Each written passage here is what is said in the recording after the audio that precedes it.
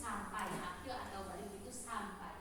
Apakah kalian tahu balik menurut ilmu fikih, tanda-tanda balik menurut ilmu fikih? Ada perubahan nggak ketika orang yang sudah balik atau belum balik? Ada perbedaannya nggak? Kita tahu, coba ketika orang yang sudah menginjak usia balik, ya, kalau laki-laki sudah bermimpi basah, kalau perempuan itu haid, ada perbedaannya.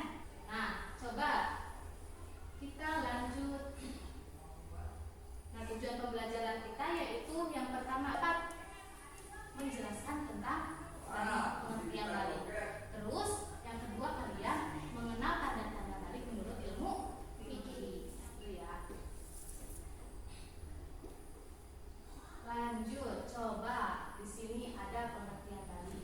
Pada Rapi, coba silakan Pi dibacakan. Ya. Pengertian balik secara bahasa balik berarti sampai, sedangkan menurut istilah adalah kedewasaan bagi seorang muslim.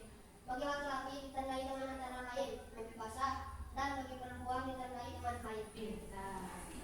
Nah, jadi pengertian balik itu menurut bahasa yaitu artinya sampai ya. Sedangkan menurut istilah adalah kedewasaan bagi seseorang muslim.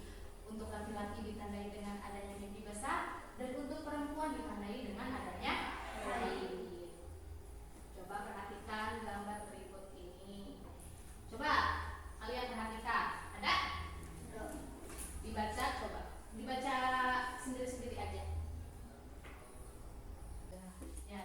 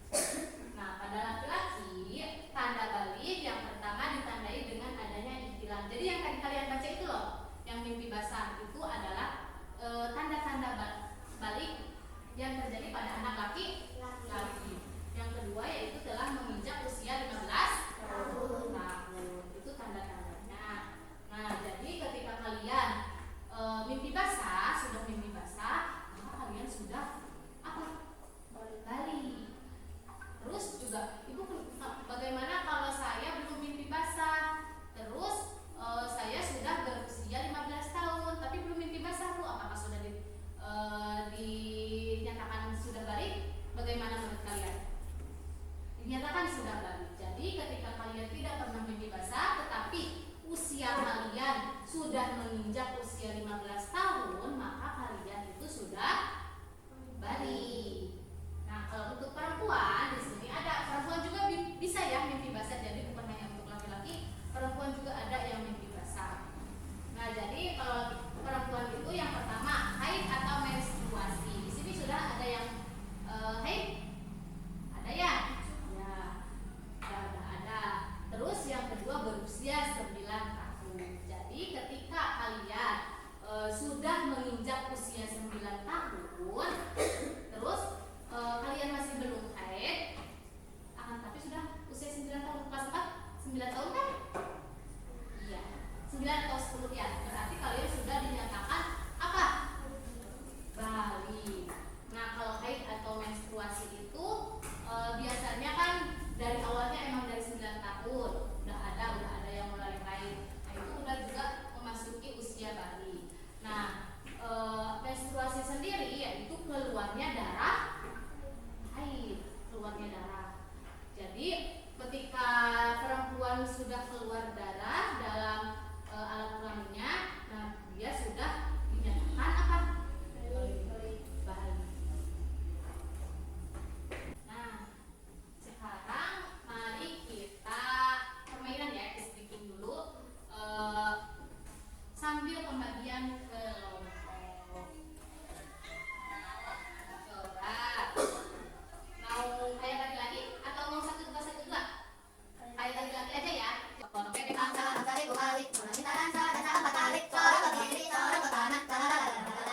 sekarang sudah ada yang kelompoknya. Nah, lanjut aja ya, kita ke yang selanjutnya.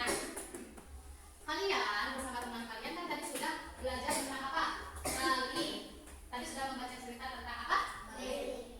Mimpi basah dan juga haid ya. Silakan kalian isi di rubrik aktivitasku. Di sini kau lihat, kalian buatlah kesimpulan tentang pengertian mimpi basah, dan juga nanti di sini juga ada kesimpulan tentang pengertian haid. Sok silakan ditulis. Nah, kalian sudah menyimpulkan tentang apa? Haid dan juga mimpi basah. Coba ibu mau nanya nih sama De Azka. Coba haid itu apa sih? Haid adalah keluarnya darah pada perempuan. Bagus. Coba beri dia W, Beri dia O, beri dia W.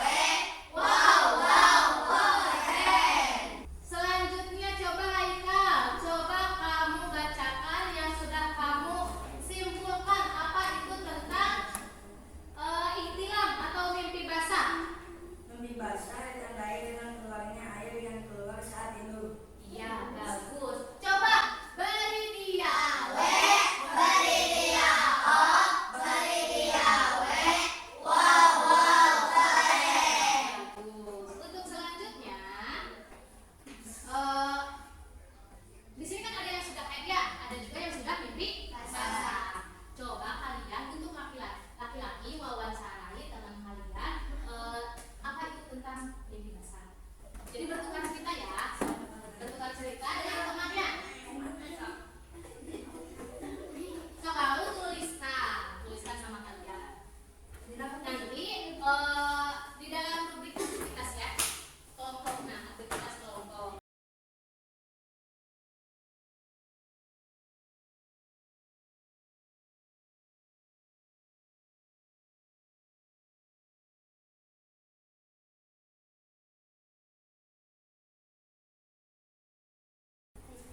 Sudah?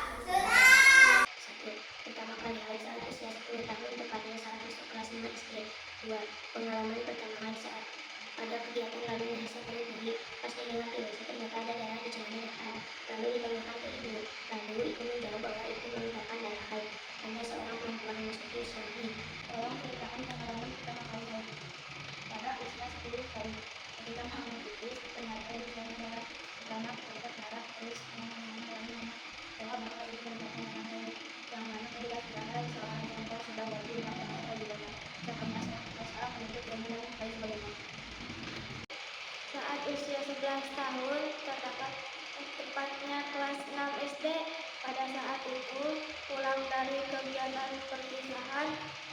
saat ini pipis ada bercak darah. Saya merasa kaget.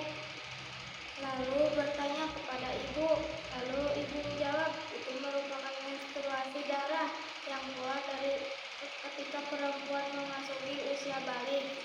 Tidak usah kaget karena itu biasa terjadi pada perempuan. Kita lanjut, coba kalian kembali ke sini, lihat di papan tulis. Di sini ada tata cara mandi wajib atau mandi besar. Jadi ketika perempuan atau laki-laki yang sudah haid atau mimpi basah, maka wajib bagi mereka untuk melakukan apa?